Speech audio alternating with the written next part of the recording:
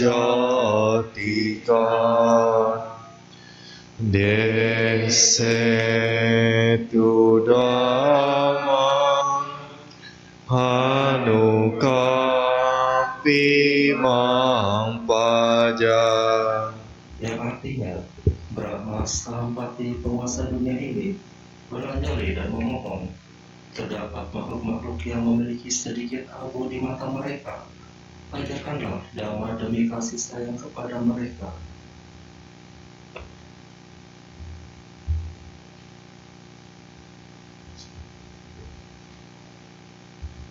Namo tassa bhagavato arahato samma sambuddhassa. Namo tassa bhagavato arahato samma sambuddhassa. Namo tassa bhagavato arahato samma sambuddhassa. Puja ca puja niyana etang mangkalamutamangti. Junjunglah yang tinggi yang pantas kita junjung, yaitu satu jalan mulia berunsur 8. Itulah berkah utama.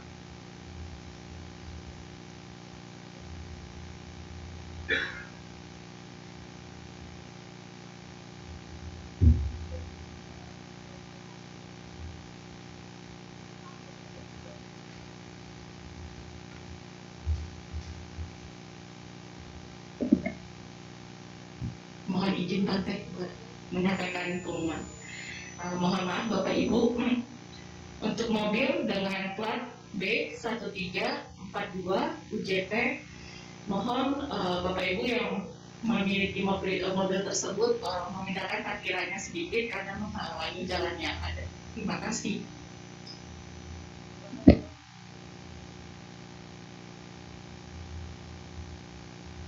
Ya, selamat malam, Namo Buddhaya. Malam ini kita bahas judulnya simple-simple aja,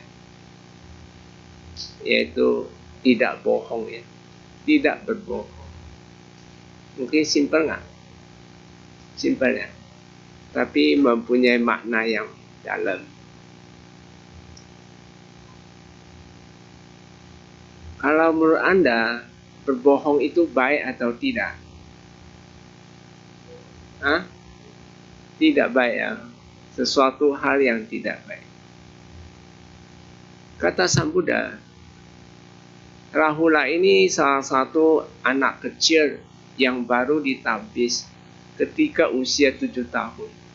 Beliau meminta harta kepada Buddha. Lalu Buddha berpikir, dari sepanjang jalan dia selalu minta, saya sebagai putra mahkota, berilah harta kepada saya. Buddha sepanjang jalan, sepanjang berpikir, kalau saya kasih dia harta duniawi, tidak membawa kesucian bagi Rahula, tidak membawa manfaat yang banyak buat kehidupan Rahula. Lalu Buddha berkeputusan bahwa saya mau kasih 3 permata Buddha, Dhamma, dan Sangha itu sendiri sebagai pelindungan buat Rahula. Lalu Buddha memerintah kepada Sariputra untuk menabiskan Rahula. Rahula adalah Samanera pertama kali setelah Sang Buddha mencapai pencerahan sempurna. Dia setelah ditabis memang rajanya sangat terluka hati. Lalu dia datang ke Buddha. Anak saya sudah Nanda, sudah juga jadi biku. Ini cucu saya pun kok dijadikan Samanera. Mohon nanti lain kali petabisan Samanera harus ada seizin orang tua. Hal itu diterima oleh Sang Buddha. Lalu Rahula ini namanya anak kecil, suka berbohong. Beliau ini suka berbohong. Dia berbohong. Jadi satu saat Sang Buddha datang, sengaja datang untuk ke Rahula. Lalu Buddha ketika dia melihat Sang Buddha datang, Rahula ini dengan penuh respek disediain tempat tempayan untuk cuci kaki. Nah, ini ilustrasi ini sangat baik untuk bapak-bapak, ibu-ibu, bahwa berbohong itu jelek sekali. Jadi ketika itu Sang Buddha mencuci kakinya, sengaja sisakan sedikit air itu di dalam tempayan ini memiliki kotoran-kotoran. Jadi airnya masih punya sisa kotoran. Sengaja disisain sedikit. Lalu Buddha tanya, Rahula, ini jelek. Iya jelek Buddha. Seseorang kalau dia suka berbohong, sebenarnya jelek sekali. Jelek dari segala jelek. Contoh ya, kalau akibat berbohong, biasanya postur tubuh kita berbeda. Khususnya bagian mulut kita berbeda. Gigi kita tumbuhnya tidak sempurna. Jelek atau tidak? Jelek nggak? Tidak teratur. Jelek ya? Berbohong itu jelek. Selain itu, akibat yang nanti akan diterima dari postur tubuh kita ini, kamu juga merusak hubungan antara sesama yang lain. Pasti Anda tidak dipercaya. Benar atau tidak? Pasti tidak akan dipercaya. Dan orang udah tahu kamu bohong sekali, seterusnya orang udah mengecap kamu. Ini pembohong. Dan gak bakalan kepercayaan diberi kepada Anda. Jadi berbohong itu jelek sekali. Selain untuk tubuh kita akibat, kita hubungan sama yang lain pun tidak akan jadi baik. Maka Buddha bilang, Rahula, jelek sekali. Seperti air yang tersisa, yang banyak kotoran-kotoran. Jadi berbohong ini tidak baik. Berbohong artinya ya tidak bikin hoax ya. Orang yang suka bikin hoax itu juga termasuk berbohong. Berbohong atau tidak? Berbohong. Jadi berbohong itu tidak baik. Lalu skema kedua dari Buddha, ambil tempayannya ini lalu buang jauh-jauh. Rahula, buang jauh-jauh. Anda tahu artinya buang jauh-jauh? Tahu nggak artinya? Artinya jangan berbohong. Buanglah jauh-jauh. Jangan punya niat yang baik. Sebenarnya Bante ada satu masukan buat Anda. Bante saran Anda, kalau Anda misalnya ada niat mau berbohong, kalau sesuai apa yang ingin Anda dapatkan, kita harus memercut kita. Ketika kita dapat pikiran negatif, kita pecut kita. Tidak boleh dalam hati Anda harus mengatakan, saya menjalani sila, tidak boleh berbohong. Kalau Anda tidak memercut Anda sendiri, Anda tidak ada polisi di dalam batin Anda. Benar atau tidak? Ketika Anda muncul kusala kama banyak, mungkin kama-kama baik banyak, bahagia, senang, dan sebagainya, kamu harus memicu diri Anda. Jadi, memercut sama memicu. Dengan dua cara ini, Anda akan terhindar pelanggaran sila. Khususnya berbohong. Kalau kita cerita berbohong itu panjang sekali. Termasuk dia ada kaitan dengan mabuk itu sendiri. Akibatnya banyak. Saya tanya Anda, ada yang mengatakan merayu orang, itu termasuk berbohong atau tidak? Kok nggak jawab? Merayu termasuk berbohong atau tidak? Kok diam? Kenapa diam?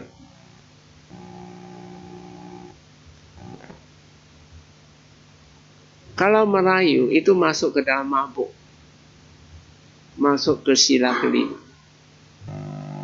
Jadi berbohong itu secara otomatis kamu tidak ucapan yang sebenarnya.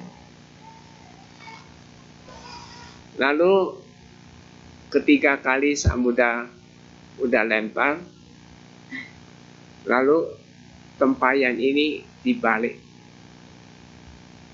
Jadi seseorang yang ingin lahir jadi manusia terbalik, kalau suka berbohong. Jadi kalau Anda, maka di dalam Pancasila Buddhis, Buddha mengatakan Pancasila Buddhis itu manusa dhamma. Kalau ingin mau lahir jadi manusia, 5 sila harus dijaga, khususnya sila keempat. Jadi terbalik, nggak mungkin Anda bisa punya kondisi yang baik sekali untuk kelahiran jadi manusia. Udah balik, lalu dibalikin lagi. Jadi peristiwa keempat, Buddha memberi satu contoh kepada Rahula bahwa berbohong itu kosong. Jadi kalau Anda suka melanggar sila, kamu tidak mempunyai kekuatan untuk diri Anda sendiri. Kosong sama sekali. Jadi Anda suka bikin hak itu sebenarnya merugikan diri Anda, juga merugikan banyak orang lain. Jadi sila dan 1 sampai ke 5 ini, dia menyangkut lebih dari 2 makhluk. Jadi berbohong itu apa? Pertama, jelek. Kedua, buang jauh-jauh. Udah ya, diingatin oleh Buddha. Buang jauh-jauh. Lalu terbalik. Kosong. Ya, terbalik. Jadi terbalik dan kosong. Jadi keempat itu kosong. Jadi Anda tidak mendapat apa-apa. Berbohong itu hanya sekedar. Kita sedang lihat di dunia bisnis pun juga Anda tidak jujur, suka berbohong. Orang percaya sekali bisa dibohong. Seterusnya tidak bisa akan dipercaya. Benar atau tidak? Setelah Rahula ini sudah menerima nasihat dari Buddha,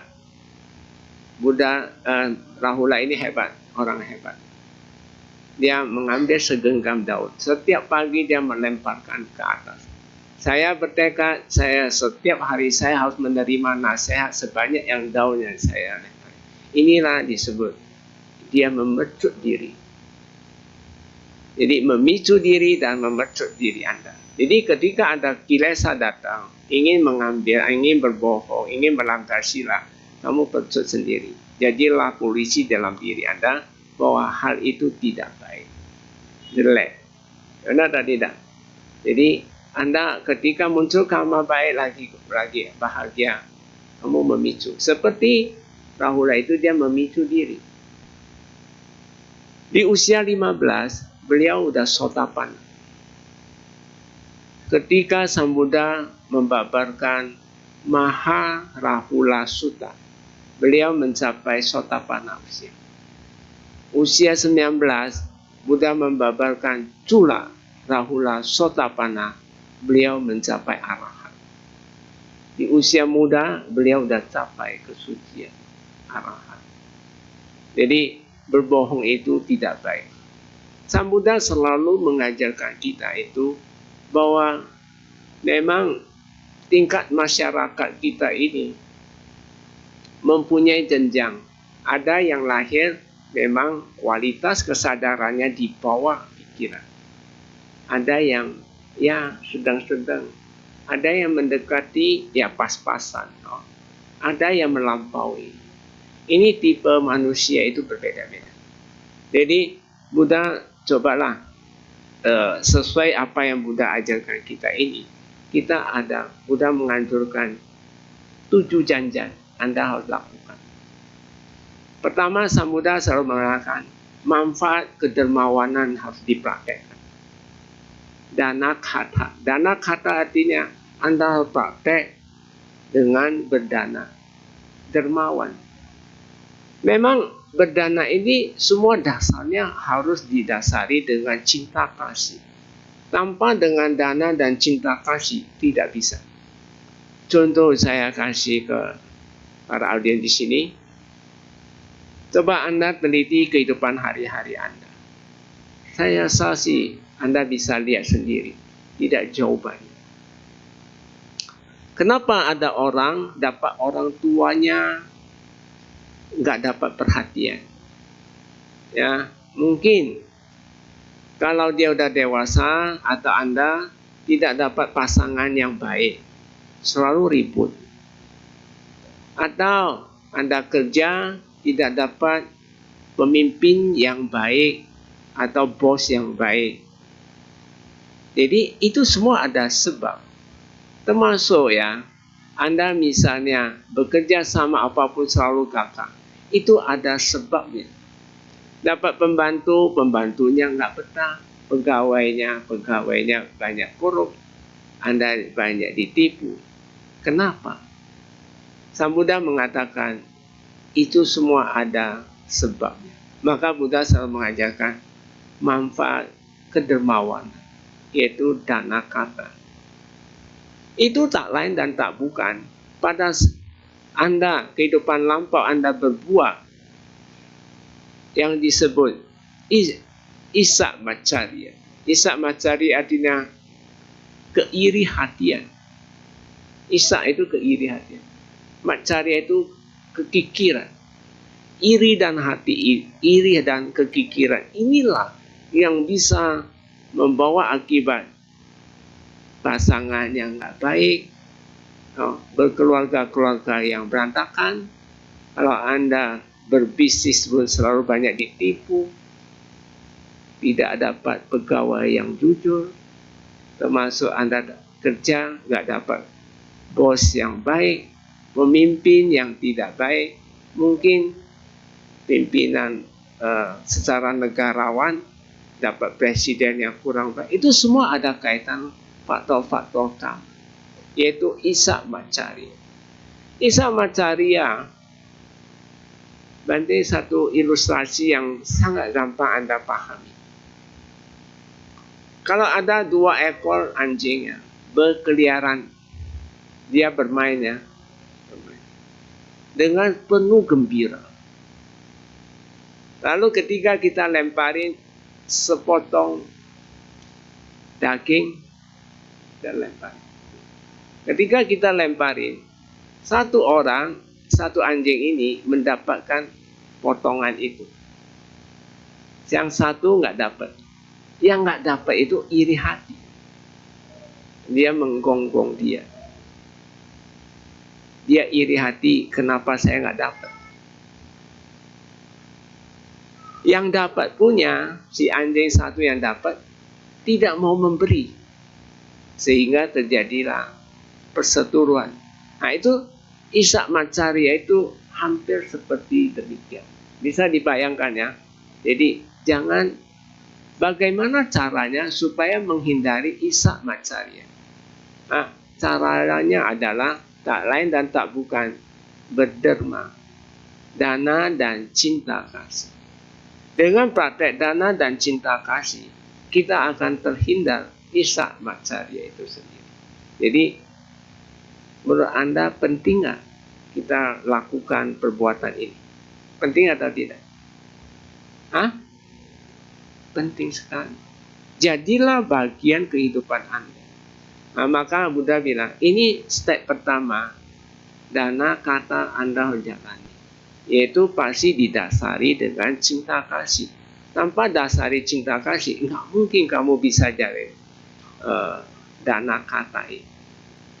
Yang kedua Buddha bilang sila kata, kemoralan.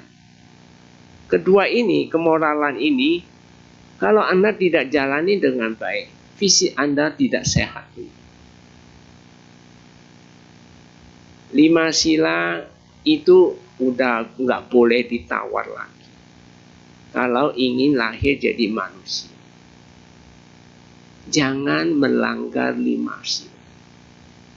Contoh ya, sila pertama. Kemarin Bante kebetulan ke Tangerang diundang. Ada satu orang, dia kena kencing manis, udah buta. Selalu ngomong ingin mati, mau bunuh diri. Jadi dia bilang, orang rumah itu buka YouTube kasih dia. Dan Bante memang selalu ceramah tentang jangan bunuh diri.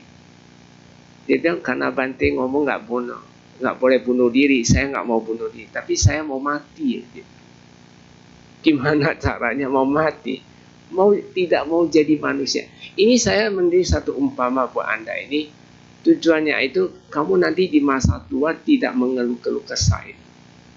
Kenapa demikian? Padahal dia kehidupan masih muda, dia jaya loh. Dia termasuk kaya, sukses, dia bisa nyolok anaknya sampai ke luar negeri. Tapi kenapa dia bisa gini?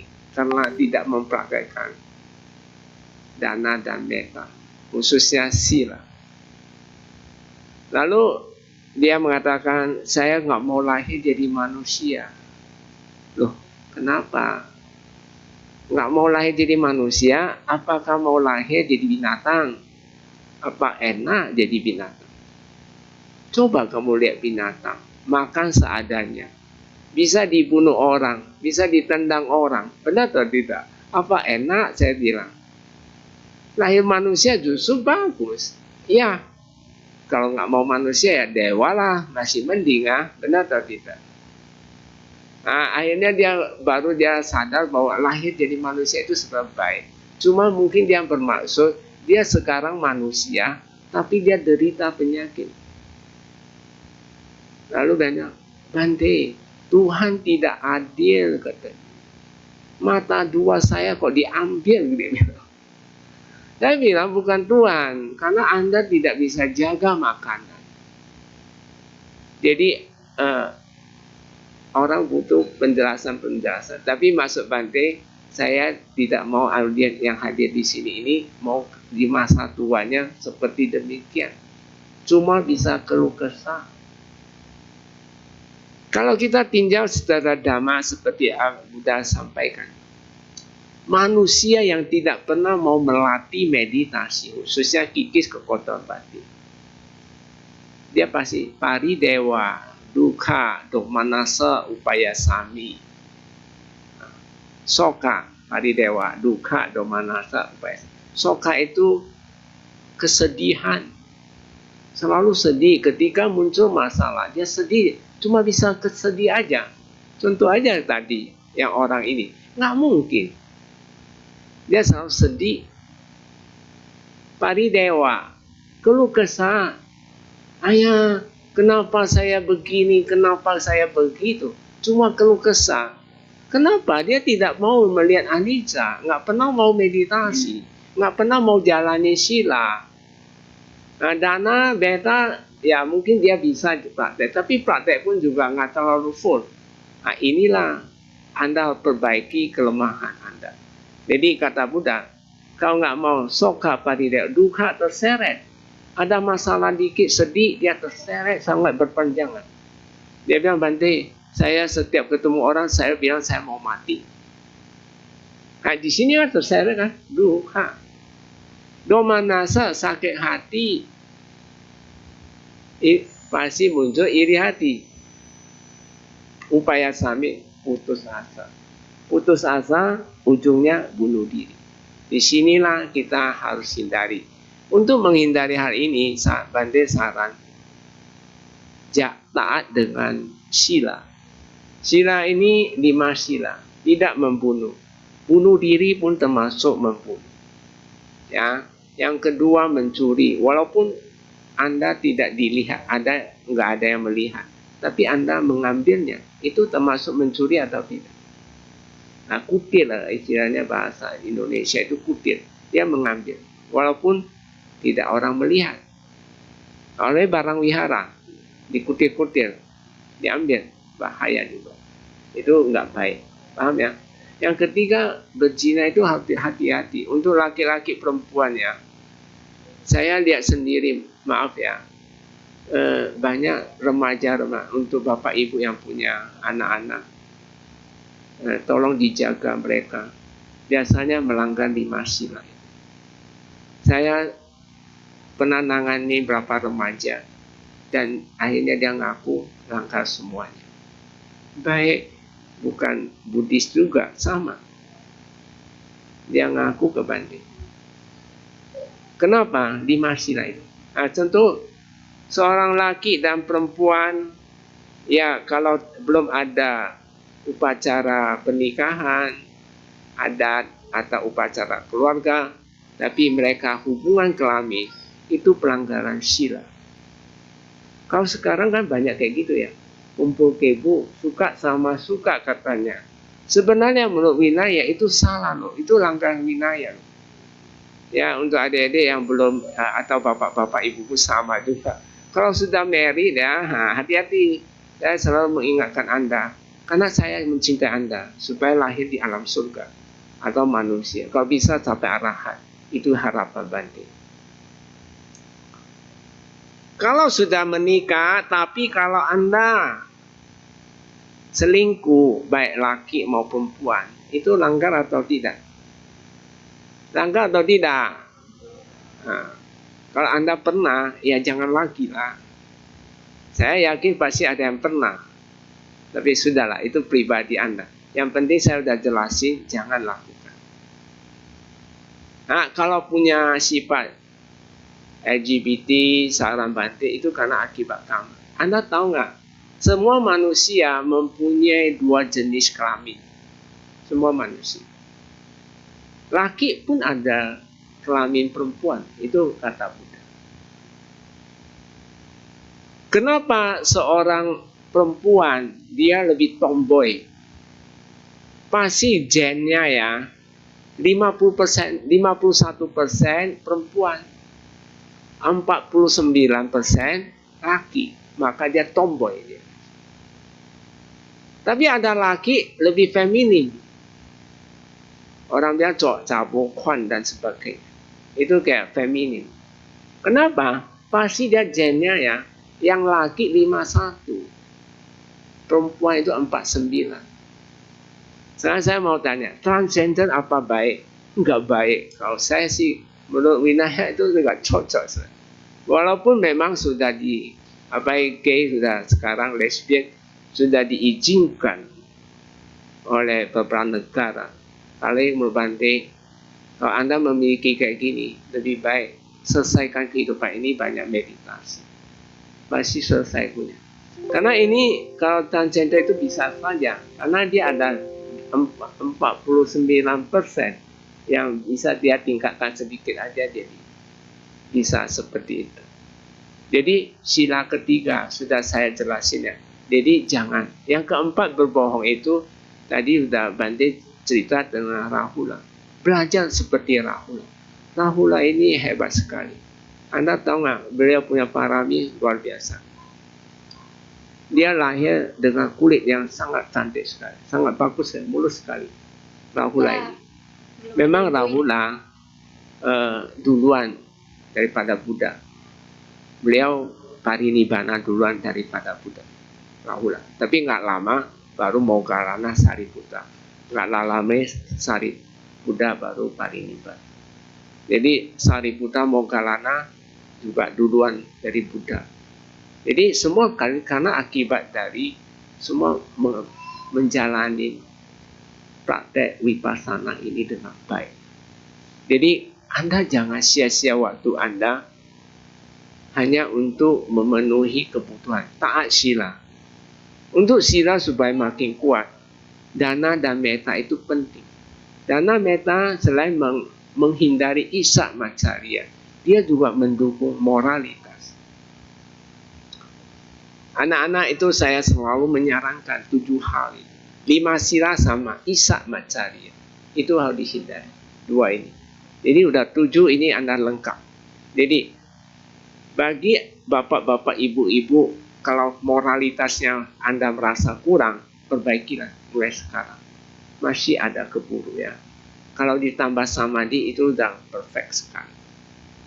Sila keempat, ada 4 kategori pelanggaran berbohong. Termasuk memfitnah orang. Pisuna waca. Memfitnah orang termasuk berbohong atau tidak? Kok nggak jawab? Berbohong atau tidak? Contoh ya, Anda lihat, bilang tidak lihat.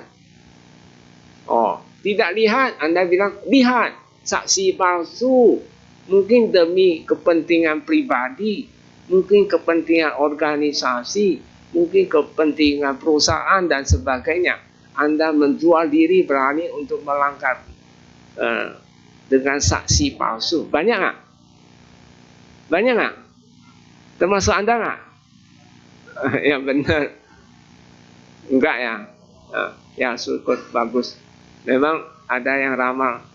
Manusia sekarang itu 99% lahir di alam peta. Moga-moga yang hadir di sini 1% dari yang ini. Setuju ya? Jadi setelah dengar ceramah Bante ini, jangan langgar sila. Khususnya anak-anak saya titipin, tolong dijaga. Mereka generasi. Sila keempat, selain itu parusa waca, ngomong besar. Tahu ngomong besar? Nggak bisa, bilang bisa.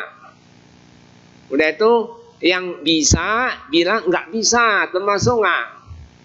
Oh, banyak orang, oh bisa tapi, oh saya nggak bisa. Nah, itu berbohong atau tidak ya? Coba Anda nanti teliti sendirilah. Kalau saya bilang itu termasuk berbohong. Nah, yang keempat itu sampah palapa yang perlu Anda hati-hatikan. Itu gosip. Oh, tahu gosip? Cucuk sana, cucuk sini. Nanti di depan A ngomong si B jelek, nanti si B ngomong si A ya. Kayak gitulah ya. Banyak kayak gitu ya. Yang di politik juga sama, jelek sekali. Kalau saya lihat di gereng kepalanya. Ini semua adalah pelanggaran sila keempat. Jadi berbohong itu sendiri juga termasuk berbohong. Contoh, Anda lakukan, Anda bilang tidak. Tidak lakukan, bilang saya sudah lakukan. Apa anak-anak suka ya? Bikin PR, sudah bu. Nah, ini juga langgar nggak? Berbohong nggak? Berbohong. Oh, mau main game. Tadi saya belum main game, padahal dia udah main game. Berbohong nggak? Ya, jadi cobalah moralitas ini dijaga, khususnya berbohong. Yang kelima, karena tadi kita bahas sila kata. Sila kata itu penting. Tadi kan dana kata. Manfaat dari kedermawanan. Kedua, manfaat dari moralitas. Yang kelima itu saya ingin paling penting kelima. Sura meraya maja. Ini 3 hal yang bisa lemahnya kesadaran Anda. Jadi jangan remehkan 3 hal ini. Surah itu penyulingan. Ingat ya bapak-bapak, ibu-ibu, adik-adik ya. Penyulingan. Penyulingan bisa bentuk minuman. Bisa bentuk makanan. Bisa bentuk pemakaian. Benar atau tidak? Suling coba. Tapi suling yang mengandung adjektif. Contoh ya, minyak kayu putih suling nggak? Suling dia. Itu dia pemakaian, tapi dia tidak mengandung adjektif. Ya itu nggak apa-apa. Oke? Nah, contoh lain. Bir termasuk nggak? Termasuk atau tidak? Nggak semangat ini.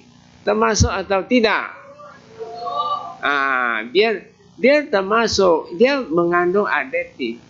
Jadi jangan minum bir lagi, oh. Termasuk angciu. Oh, angciu tahu? Arak merah. Arak merah pun termasuk. Tapi sudah melalui proses masak, ya nggak apa-apa. Tapi jangan banyak. Jangan banyak ya.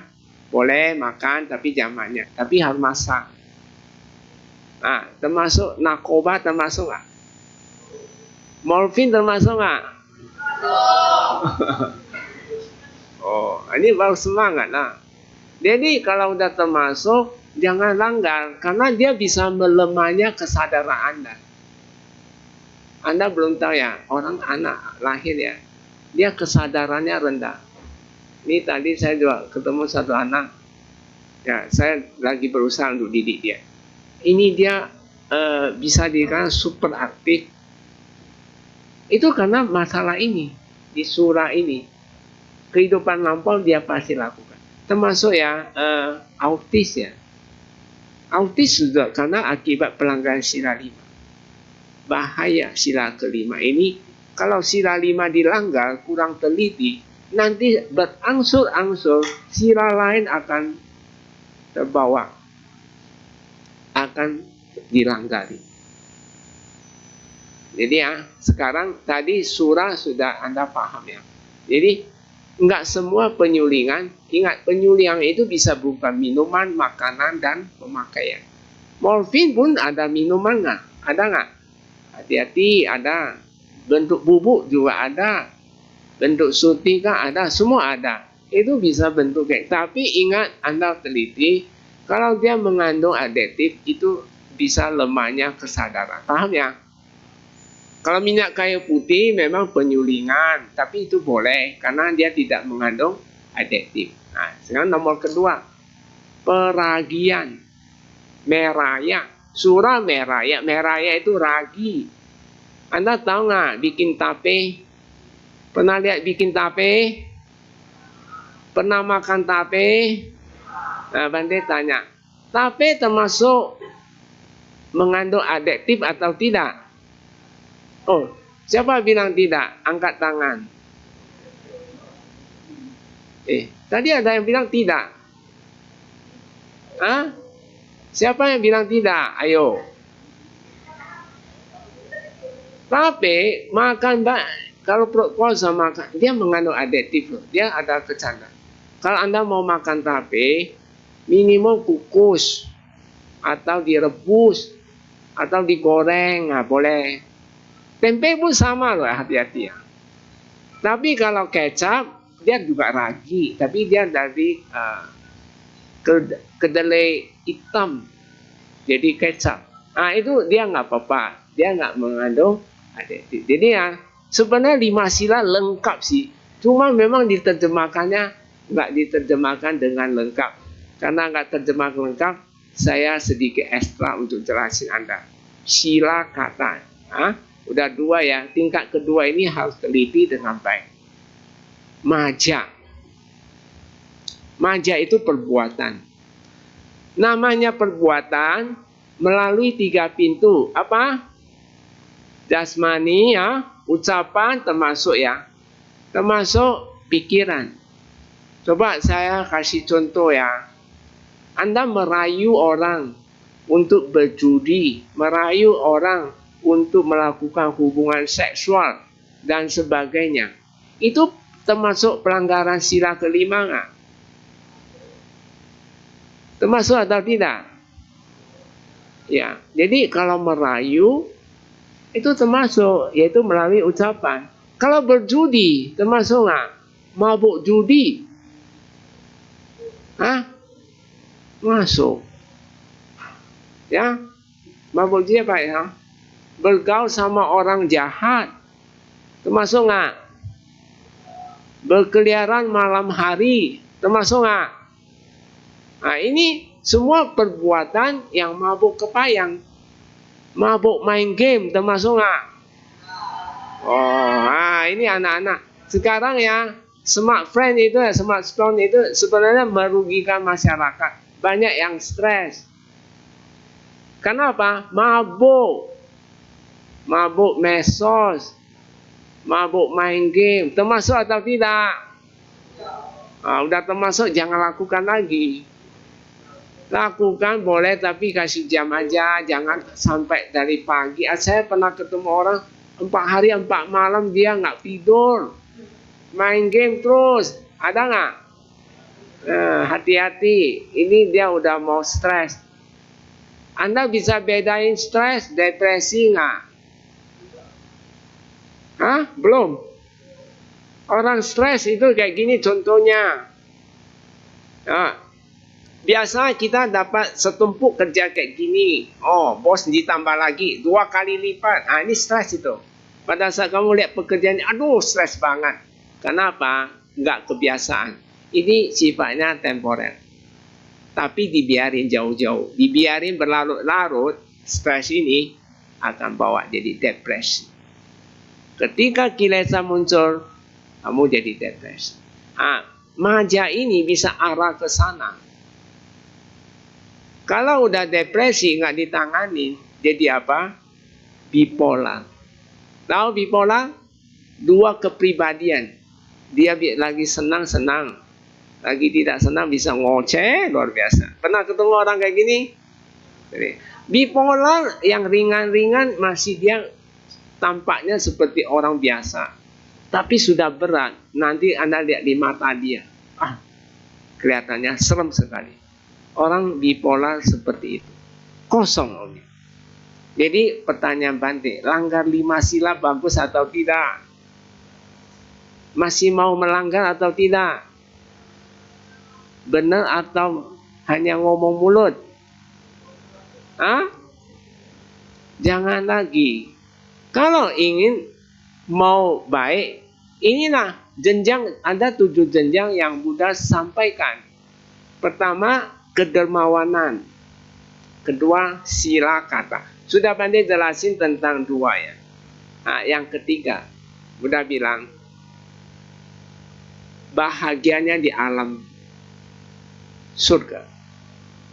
Maksud Bante, maksud Buddha ini, bahwa Anda punya, kalau belum apa-apa, ya gantungkan cita-cita Anda lahir di surga dulu. Itu bisa bahagia. Bahagia ini namanya saka kata. Saka kata itu artinya tentunya harus melalui berbuat baik. Benar atau tidak? Pasti tak luput dari dana dan meta Anda sama sila Anda. Benar atau tidak? Dan harus tambah meditasi. Jadi lahir di sana. Lalu yang keempat, Buddha ada saran. Itu ada satu bahaya. Tadi ya udah Anda tahu dana kata, sila kata, caga kata. Yang keempat ini ada bahaya.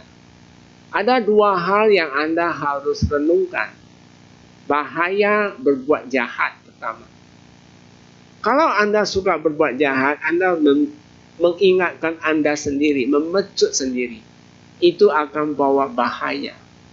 Jadi sebenarnya apa yang Buddha ajarkan ke kita, itu kita harus ke arah 2 ini.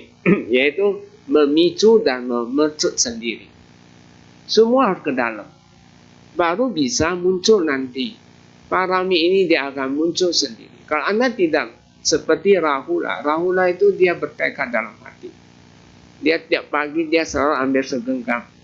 Dia lemparin ke atas. Saya akan menerima sekian banyak laksan. Bukan hanya menerima, beliau laksanakan. Bante sudah memberi nasihat Anda, tapi Anda tidak mau laksanakan. Itu Anda bahaya. Yang keempat itu tadi bahaya. Bahaya 6 indera terbuka. Kalau 6 indera terbuka nggak mau meditasi. Itu bahaya.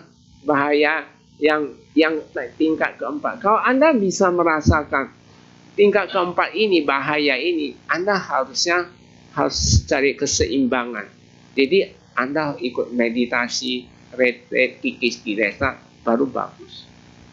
Sebab saya kasih tahu Bapak Ibu, kenapa Anda dalam kehidupan hari-hari capek, bosan, ada khawatir, ya, Kadang-kadang ditipu orang, ada nggak?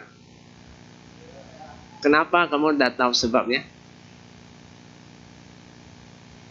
Kok diam? Belum tahu ya? Hah? Belum tahu atau pura-pura nggak tahu?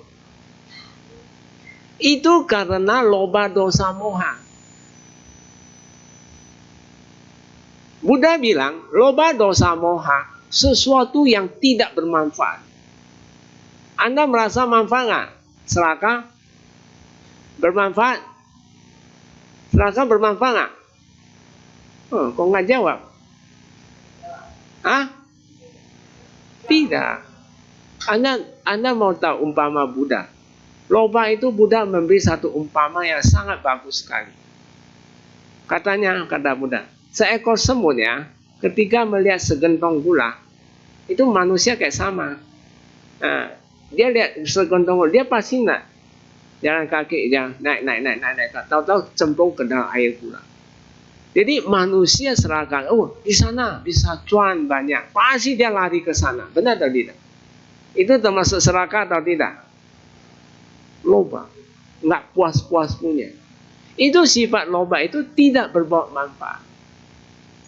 Nah, dosa membawa manfaat nggak? Saya mau tanya. Dosa itu kebencian. Ciri-ciri kebencian, badan terasa panas dan dingin dan sebagainya, itu semua dari dosa. Sakit termasuk loh. Kalau loba sih banyak pikiran. Pikiran juga membuat orang stres kan. Jika Anda tidak melenyapin dia, loba dosa. Moha itu ngantuk, bosan. Kalau Anda nggak bisa lenyapin ini, maka Anda bahaya. Udah paham ya? Jadi yang keempat itu bahaya, kata Sang Buddha. Kalau Anda udah tingkat keempat, sudah Anda bisa pahami, tentu Anda harus cari solusi, yaitu meditasi. Benar tadi? Nah, yang kelima, Sang Buddha mengatakan, tadi kan sudah bahaya, bahwa dibalik segala keinginan, tahu dibalik segala keinginan, misalnya Anda ingin sesuatu, di situ ada kekotoran batin. Nah, maka Bante selalu saran Anda, ketika ingin makan, jangan langsung makan dulu. Lenyapin keinginan itu dulu. Kalau Anda nggak melenyapin keinginan ini, Anda langsung pergi makan, Anda sudah terhanyut oleh dia. Jadi kata Buddha, segala sesuatu yang dibalik keinginan itu mengandung kekotoran hati. Anda ingin sesuatu apapun yang berdasarkan kilesa, itulah yang disebut tidak baik. Bisa nangkap nggak? Kalau bisa nangkap, saya terusin. Kalau nggak bisa, sudah stop aja. Bisa diterima? Nah, yang terakhir itu saya kasih tahu Anda bahwa ada suatu manfaat yang luar biasa kalau kita bisa mencapai tingkat kesucian, kata Sang Buddha. Jadi Anda harus berjuang sampai ke tingkat kesucian. Sotapanna sakadagala anagami. Di situ loh, kata Buddha, ada suatu kebahagiaan yang Anda nggak bisa capai. Anda nggak bisa temui di dalam kehidupan sehari-hari. Itu loh ada, kata Buddha.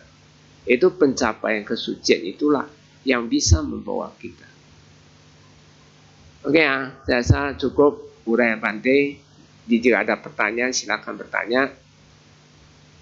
Nanti saya akan tambahkan. Sabe sata bawantu sukitata, semoga semua makhluk hidup berbahagia.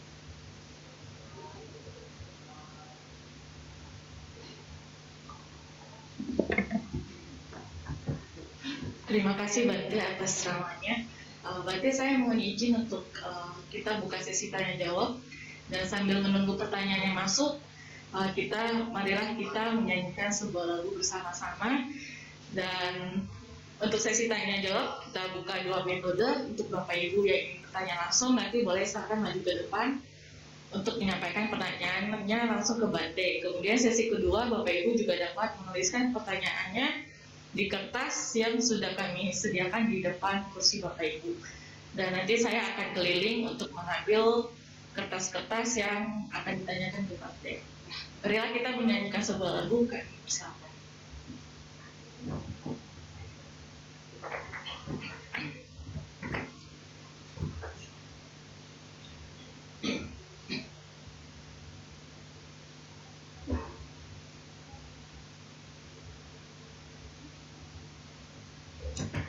Bapak Ibu Saudara, kita nyanyikan lagu Sudah Saatnya.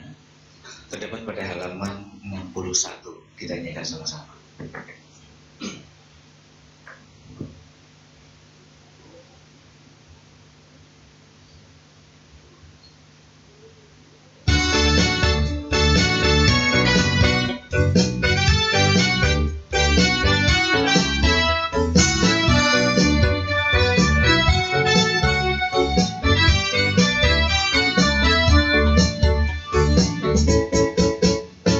Sudah saatnya kini kita sadar terhadap dalam samudra, karena dengan namanya kita dapat bebas dari belenggu duka hidup ini.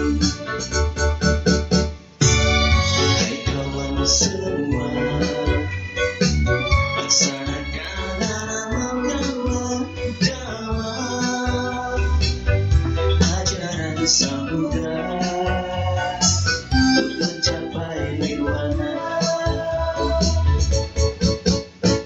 Singkirkan keraguan-raguan terhadap keamanan mulia, yakinkan dengan edipasiko kebenaran pasti kau temui. Namo Buddhaya.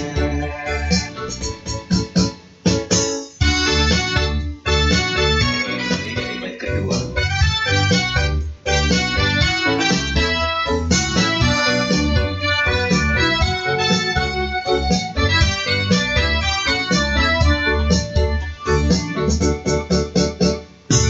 Hai kawan semua, laksanakan amal pertama, ajaran samudra untuk mencapai nirwana.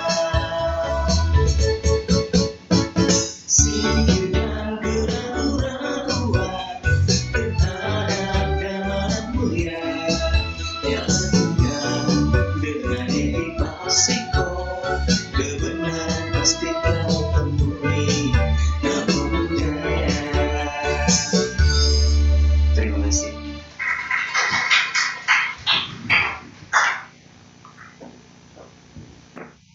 Baik, marilah kita masuk ke sesi tanya jawab. Mungkin adakah Bapak Ibu yang ingin bertanya langsung kepada Bante? Saya persilakan. Oke. Jika tidak ada, Bante, ada pertanyaan yang masuk terkait pekerjaan Bante. Bagaimana cara kita menjawab kepada teman baik kita khususnya terkait hal yang menurut kita konfidensial, terutama di pekerjaan tanpa kita berbohong. Dan bagaimana kita memperbaiki rasa penyesalan kita karena sudah berbohong pada teman baik kita pada sebelumnya. Yang kedua, bagaimana kita memberikan jawaban yang baik pada rekan yang mengajak kita untuk minuman-minuman keras tanpa berbohong. Mohon pencerahannya, Bante. Terima kasih. Kalau pekerjaan Anda bisa membuat Anda suka berbohong, tapi nggak tahu Anda mau terima saran Bante nggak? Cari pekerjaan lain aja. Atau usaha sendiri kan lebih bisa. Ya kenapa? Kalau kita dapat bosnya suruh kita berbohong, gimana ya? Apa kita bisa? Nah, saya mau tanya Anda, mana lebih berharga, sila sama pekerjaan? Coba Anda jawab. Hah? Nah, kalau Anda mengatakan sila berharga, itulah sila yang dijunjung. Benar atau tidak? Nah, contoh ya, contoh. Memang ada, kalau pekerjaan yang rutinitas yang membuat kita harus bohong, kalau menurut saya itu pekerjaan yang bukan untuk kita lagi. Karena orang yang taat sila, dia pasti tidak mau. Kita harusnya memperbaiki, berarti kita punya karma kurang. Lebih baik kamu undur ke Bakom dulu meditasi. Mungkin sebulan, 2 bulan, nanti kerjaannya banyak datang untuk Anda yang bagus-bagus. Jadi mungkin ada satu something wrong di dalam stok karma Anda yang lagi berbuat tidak baik, sehingga kamu bisa dapat pekerjaan yang nggak sesuai. Ya, saran Bante, Anda harus pertimbangkan. Ada kejadian di zaman Buddha ya. Buddha memecahkan itu, ada suku Kolia sama suku Sakya berebutan air sungai. Pernah dengar nggak? Di Wasa Buddha, Wasa ke-7 beliau. Anda pernah dengar cerita ini? Masa nggak pernah?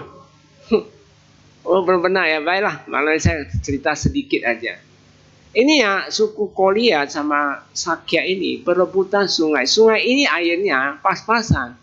Ya, suku Kolia, kalau dia maunya air ini hanya pas untuk ngalirin dia bisa panen. Jadi suku Sakya pun sama. Kalau air ini nggak ngalir, dia nggak panen. Jadi mereka sampai berebut, sampai angkatan bersenjata mereka sudah mau turun tangan, mau perang. Kedua ini datang Buddha. Buddha berdiri di tengah-tengah sungai itu. Dia karena suku Sakya sama Kolia ini melihat sang Buddha datang, senjata nggak boleh pegang kan? Akhirnya senjata mereka simpan. Lalu hormat pada Buddha, dua-duanya. Lalu Buddha tanya mereka, lebih berharga air sama nyawa? Hah? Nyawa. Nah kalau gitu untuk apa? Berperang hanya untuk air. Akhirnya mereka sadar tidak jadi berperang, ya seadanya lah. Akhirnya apa yang terjadi? Itu karena ada pemikiran yang nggak baik aja. Lalu mereka masing-masing utus 250 orang pangeran untuk jadikan biku, untuk sebagai hadiah ke Buddha, karena Buddha menyampaikan kata-kata yang bisa menyentuh mereka.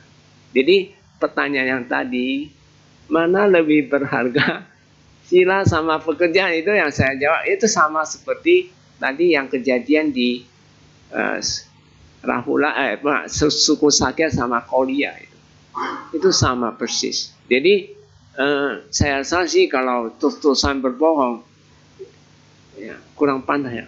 Saya sih nggak mau lah. Saya lebih baik saya resign ke Bakom meditasi. Nanti banyak kerjaan yang bagus-bagus datang. Nggak ada kekurangan. Selama kita punya karma baik, selama itu pun kita akan banyak peluang-peluang yang kita bisa raih. Sebenarnya banyak cara kok sekarang. Oke ya? Oke, apa lagi pertanyaan? Terima kasih Bante. Lanjutannya, kalau kita menjawab pertanyaan teman kita dengan membelokkan jawaban, apakah itu boleh tanpa bermaksud untuk berbohong? Oh, contohnya coba tolong dikasih contoh dulu. Kasih contoh dulu. Contoh, teman kita mempertanyakan tentang Tentang apa? tentang hal masuk kerja. Masuk kerja. Ya, tanggal kita masuk kerja. Tapi hal itu tidak bisa diberikan karena konfidensial, karena ada pengaruh dengan perusahaan yang sebelumnya. Nah, apakah boleh dengan kita cara membelokkan bahwa kita akan masuk pekerjaannya pada saat nantinya belum tahu gitu, tanpa memberikan jawaban? Oh, boleh aja. Boleh. Ada satu cerita ya, itu kejadian di zaman Buddha juga. Ada satu biku, dia itu dari pagi sudah duduk di depan wihara. Jadi ada satu, dia itu dikejar oleh polisi. Dia kerja polisi. Jadi dia masuk ke wihara. Dia masuk ke wihara ke dalam. Jadi itu kejar dia. Jadi dia ada biku di depan, ditanya, tadi dia ada yang masuk nggak? Jadi si biku ini langsung berdiri dia. Langsung berdiri. Semenjak saya berdiri, saya nggak melihat orang masuk, kata dia. Ya, dia selama ke anak ini. Memang ada benarnya ya. Seperti kata-kata kamu, ya boleh aja. Tapi kalau dodol kayak gitu kan repot juga ya. Ya itu aja. Terima kasih Bante. Pertanyaan berikutnya Bante, apakah boleh? Terkait teman atau rekan yang mengajak kita untuk minum minuman keras yang melanggar sila kelima. Apakah ada saran dari Bante cara kita menjawab di mana kondisi tubuh kita sebenarnya masih bisa terima tuh minuman seperti itu, tapi karena kita menjaga sila kan harus memberikan jawaban. Nah, jawaban yang baik akan seperti apa ya, Bante? Kita sebenarnya bisa terus terang sama dia. Tentu ya, sebenarnya ya namanya minuman arak itu ya, itu sebenarnya merusak tubuh sih. Walaupun kamu tubuh saat sekarang kamu masih muda bisa terima, tapi nanti waktu meditasinya dia ketahuan. Ya, saya sih nggak sebut orang. Ada satu yogi datang, dia itu juga langgar itu juga semuanya, dia langgar semua banyak. Tapi ketika datang meditasi, dia banyak yang sakit ya. Fisik dia pasti banyak yang sakit. Dia harus banyak lewati. Jadi saya tanya, kalau fisik yang lagi misalnya masih remaja, masih pure ya, jagalah fisik Anda, jangan dikonsumsi barang-barang yang tidak baik punya. Ya, kita juga bisa mengatakan, saya maaf ya, saya ini kan menjalani sila, saya nggak bisa. Ya, Anda mau minum silakan. Contoh ada juga, ada orang bilang, Bante, saya itu kan suka maintain orang. Jadi tamu datang dia harus layani untuk minum. Kalau saya sih nggak mau. Saya sih pasti menolak, ya nggak bisa kayak gitu. Kita suruh dia korbankan kita moral, ya nggak bisa lah. Jadi ada satu cerita yang manfaat dari jalani sila itu luar biasa. Tentu ada di zaman Sang Buddha, ada satu anak muda.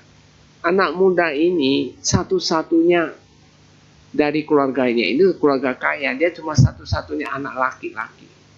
Setelah mendengar ceramah Buddha, beliau ingin jadi biku. Lalu ditabir jadi biku, dia praktek hanya taat. Dia taat meditasi, dia selalu taat. Tapi dia terlalu terlalu memaksa kamu kan. Dia tidak makan, tidak tidur, tidak berbaring. 3 hari dia masuk angin. Masuk angin, meninggal. Akibat dia membela samadhi yang bagus, tahu nggak dia lahir di mana? Dia ganti Dewa Saka. Dia jadi Dewa Saka, Raja Dewa. Setimpal nggak? Bagus sekali ya, benar atau tidak? Membela sila, kita akan dapat yang lebih tinggi. Bisa paham dipahami. Jadi, kalau daripada Anda tidak langgar sila, kamu jatuh ke bawah, kamu pilih mana? Nah, yang ini dia bela meditasi. Sampai dia lahir jadi Dewa Saka, udah jadi dewa. Ketika dia buka mata, dia kaget. Loh, tadi saya pakai jubah, sekarang kok pakai mewah banget dia punya. Oh, ada segalanya, jadi raja. Sampai itu dewa-dewanya di samping. Ini raja kita nggak tahu dia udah lahir di alam dewa. Dikasih cermin lihat. Wah, ternyata dia bukan biku lagi. Tapi dia raja dewa. Ingat. Nah, yang saya mau tekankan ini, akibat dia membela samadhi, dia meninggal, dia bukan lahir di neraka. Lahir di apa? Dewa Saka. Siapa yang bisa lahir jadi Dewa Saka? Saya mau tanya Anda. Nggak gampang loh jadi Dewa Saka. Jadi bermanfaat nggak membela sila, membela samadhi dengan baik. Jadi kalau ada pilihan dengan sila yang harus kamu korbankan, saya tidak akan pilih untuk langgar sila. Karena ini harta karun kita. Sang Buddha mengatakan, harta karun yang kita miliki itu bukan kamu punya rumah yang sekian banyak, punya mobil yang sekian bagus, harta berapa T, berapa miliar, berapa apapun. Itu bukan milik Anda. Harta yang kita miliki itu apa? Sila dan samadhi. Dana, metta, sila, samadhi ini harta sesungguhnya setelah mati Anda bawa pulang. Kalau materi, uang, emas dan sebagainya, harta itu tidak dibawa setelah mati. Saya tanya Anda, siapa pernah lihat orang membawa uang atau emas segram aja ke surga atau ke neraka? Ada nggak? Ya, kalau nggak ada, untuk apa mengejar kayak gitu? Kita harus mengejarkan taat sila. Ya, coba belajar bijak. Tapi kalau dapat perusahaan yang nggak bagus, karena kamu pasti kehidupan lampau mempunyai kondisi isak macarya itu, maka kehidupan ini kamu banyak perbaiki, banyak berdana dan cinta kasih. Harus praktekkan. Jangan menganggap berdana itu habis. Keliru. Paham ya? Jadi kalau Anda bisa ketemu bos yang kayak gini-gini, tempat kerja yang nggak memadai, berarti Anda kehidupan lampau pasti tidak ada kondisi yang kamu buat isak macarya itu. Dan ini saya sampaikan juga. Kita bisa lahir jadi manusia sekarang ini karena ada kondisi lampau. Kita bisa lahir jadi manusia dengan sempurna, punya karakter yang baik, itu karena kondisi lampau. Kita mempunyai kehidupan ini bisa lahir di keluarga yang baik, selalu dapat pekerjaan yang bagus, pasangan yang baik dan sebagainya. Itu karena ada kondisi luar. Nah, itu semua datang dari kemahiran. Mahir apa? Mahir melakukan sila dan samadhi. Jadi karena sila dan samadhi harus terus dana dan metta. Dana, metta, sila, samadhi, Anda harus jadi mahir. Si panca. Kalau Anda sudah bisa menjadi si panca itu kehidupan ini, Anda jangan khawatir. Kehidupan berikut lagi, kamu pasti mempunyai kondisi yang sangat bagus untuk lahir menjadi orang yang bagus. Kalau kehidupan ini Anda tidak memiliki kondisi demikian, saya mau tanya Anda, apakah Anda membiarin dia? Apakah kamu mau memperbaiki? Kamu pilih yang mana? Saya mau tanya. Pilih diperbaikilah kehidupan ini. Kalau Anda kehidupan ini dapat pasangan nggak bagus, dapat anak yang nggak bagus, dapat bos yang nggak bagus, berarti saya perbaiki kehidupan ini. Benar atau tidak? Supaya kelak kehidupan akan datang, kita mempunyai kondisi yang baik. Paham ya? Jadi semua ada kondisi-kondisi punya yang lampau, atau yang sekarang punya kondisi, kita harus ciptakan, kita harus lakukan, kita harus buat itu. Harus sengaja kita buat. Nggak bisa tunggu punya. Makin tunggu, makin tua, makin fisik, makin lemah. Apa bisa? Saya mau tanya Anda. Sedangkan untuk yang kita hadapi bukan dari luar. Semua dari dalam yang perlu kita perbaiki. Oke ya?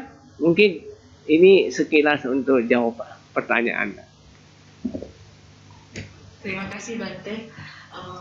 Mungkin dari Bapak Ibu apakah ada pertanyaan kembali? Jika tidak ada, apakah Bante ada closing statement yang akan disampaikan? Cukup. Cukup.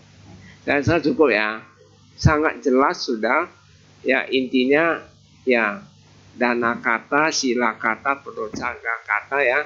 Manfaat dari bahagia dari alam surga ya, termasuk bahaya Anda juga. Oke? Jadi selain itu Anda harus tahu bahwa ada sesuatu yang luar biasa, yaitu pencapaian kesucian. Oke? Sabe sata bawantu sukitata. Semoga semua makhluk hidup berbahagia. Terima kasih.